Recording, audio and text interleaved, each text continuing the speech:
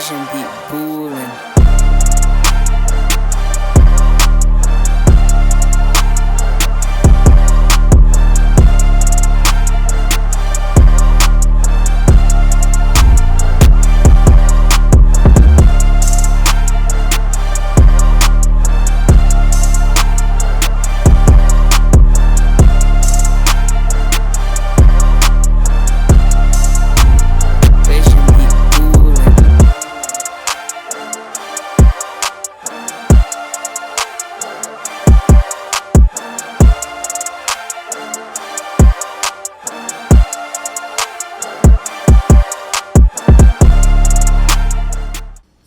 Hey, what's up, y'all? It's your boy Jeremy from Randolph Running Club, and I'm here today, as you saw in that intro, to review the Hoka Rincon 3. So, as you saw in that intro there, I've done a couple runs in these shoes, had them for about, I'd say 2 weeks, give or take, and I've put just a hair over 40 miles, closing in on 50 miles in these. And, I have some thoughts now, especially having run in the first version of this shoe. I feel like it's just, fan favorite. A lot of people really like it. It's definitely a crowd pleaser. And they're back with a third edition. So let's see what they changed. Let's see what's new. So starting off with the technical specs on this shoe. It is a weight of 7.7 ounces in a US men's size 9. We've got a stack height of 33 millimeters in the heel and 28 millimeters in the forefoot for an overall drop from the heel to the forefoot area of the shoe of 5 millimeters. As far as the actual construction of the shoe, Hoka has used their sandwich mesh upper. We have a new EVA midsole, which is reformulated for this third version, so it is completely different from the first and second versions of the shoe, according to Hoka. And got their early stage meta rocker, and last but not least, a high abrasion rubber outsole with rubber in strategic areas that are high wear.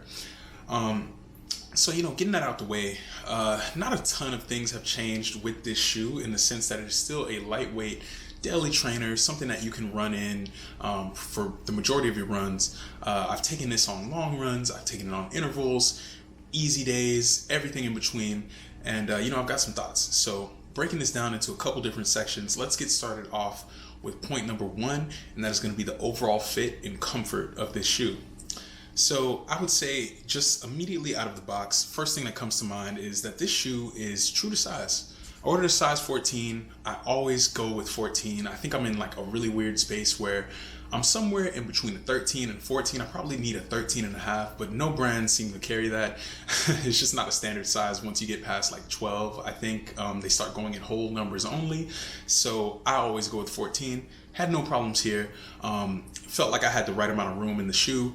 That kind of thumbs width in the front. So everything is looking good there. I will say, if you experienced the first version of this shoe and found it to be too snug, you're probably going to feel the same way about this version 3. I don't know what it is with Hoka's, but I find that a lot of people kind of complain about the width of the shoe. I think I have pretty middle of the road feet, not really wide, not really thin. So this shoe kind of works for me. I haven't had any rubbing or any issues like that, but just something to think about. If you've had problems with Hoka before, this shoe probably is not going to solve that width issue. I'll say the mesh upper feels really good. It hugs the foot really well. Immediate step in feel of the midsole is plush. You're gonna hear me use that word a lot in this review. Just nice cushiony step in, pillow like almost, where you kind of sink into the shoe a little bit while you're walking around, and it's just a really good feeling. Definitely makes you feel like you spent your money well, especially if you want something that just soaks up those miles and feels really good on your feet. So that's kind of like my initial impressions of just the fit and comfort of the shoe. Very comfortable, good fit, true to size, all good things there, right? So point number 2, how is this shoe to actually run in? So I would say, as we saw in the specs, 7.7 ounces in a US 9, men's size 9, that's super light. So you kind of forget it's there. It feels like you're wearing a sock on your foot or something, especially if you're coming from like one of those big, battle tank kind of shoes. If you're a Hoka Bondi person, or you wear, Saucony Triumphs, or, Brooks Glycerin, those types of shoes, this shoe is like, feels like nothing's on. So it's really, really comfortable. I mean, it's, definitely a plus. The cushioning is super nice. Once again, you're getting that sink in feeling on a down step. And then the Meta Rocker, I find, really helps you kind of roll through and transition from either your heel or your midfoot to the toe off. So it feels just absolutely great. The shoe has a very nice, just kind of sensation of transition from your heel to your toe. Really good shoe for just cruising along, easy miles. Absolutely amazing. Felt great in this shoe. And then I would say, moving past those easier runs, when we're getting into faster paces, the ride still holds up really well. Actually, I did some interval running about 2 or 3 days ago in this shoe. And basically the point of that workout, I was going to end up spending about 8 minutes at a time at my threshold pace. So moving pretty fast for me, obviously your threshold pace is going to vary from person to person, but for me, I'm somewhere in that like 7 minute per mile range. Sometimes, maybe push it down even into the 6s. And I found that the shoe felt really good. The transition was just really nice. And they didn't feel like they were holding me back. And also, the shoe had enough cushion that, as I think that run ended up being about 7 miles. And during the times where I was, in between sets and I was just kind of recovery jogging, the nice cushion and compression of that midsole really held up and helped me feel extremely comfortable. My feet felt amazing after, legs still felt fresh and not beat up.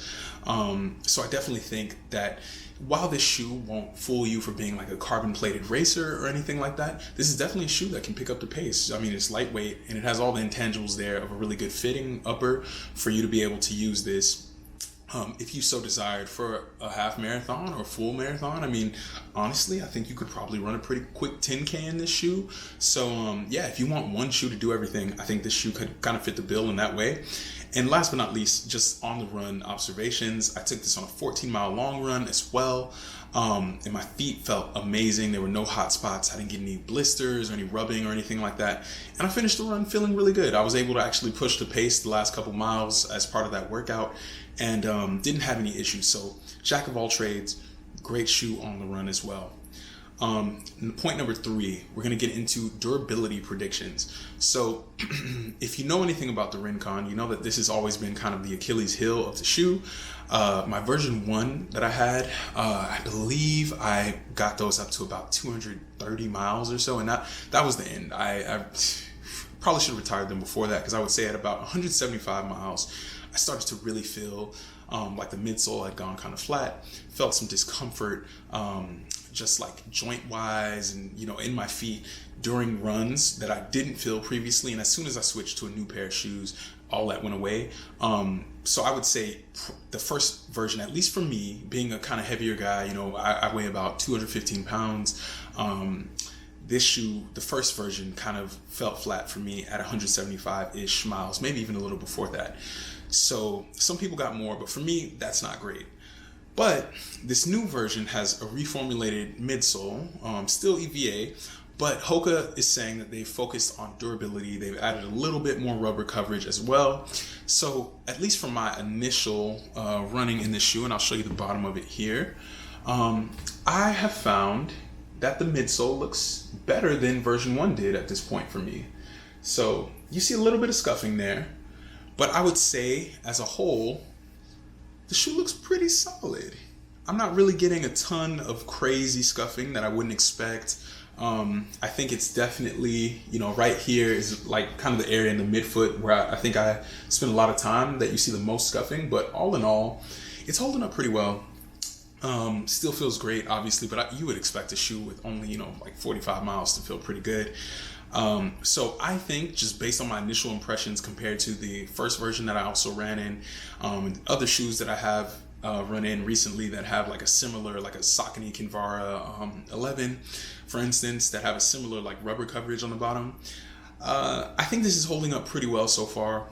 I'm going to have to come back and maybe update you guys if something changes, but I think that this shoe, you're going to get 250 to 300 miles of useful running before you start feeling those aches and pains, or you're starting to feel like the cushioning is just not where it used to be.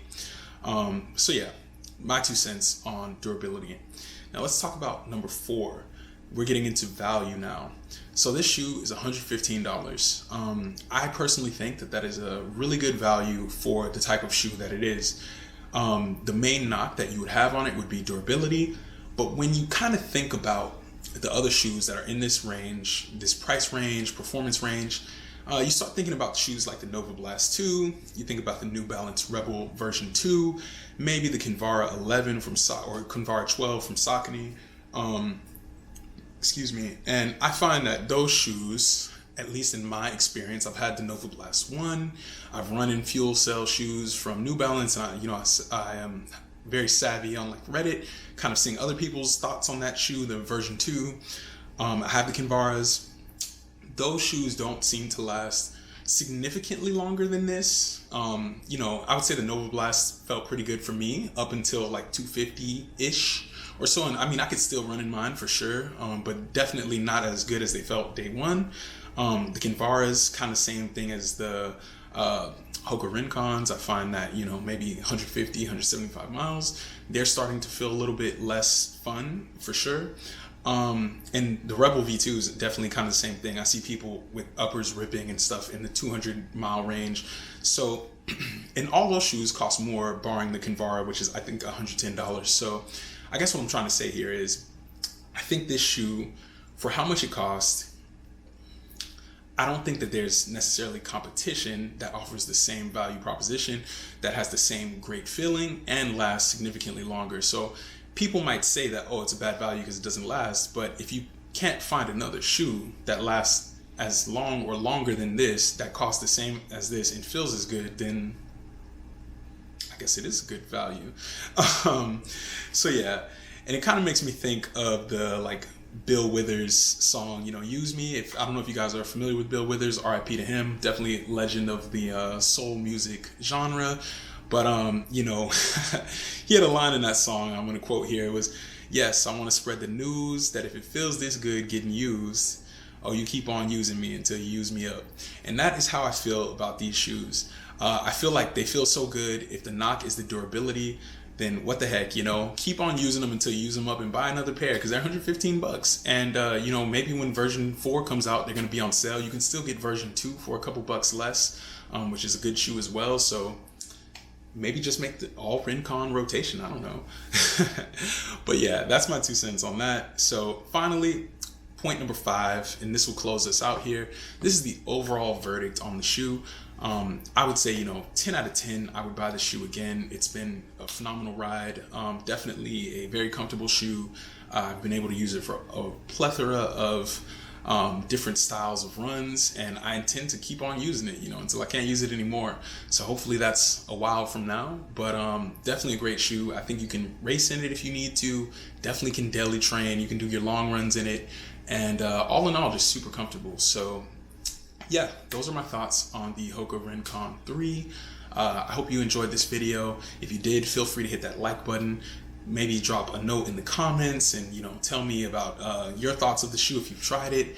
And, definitely subscribe, if you want to see more videos like this one.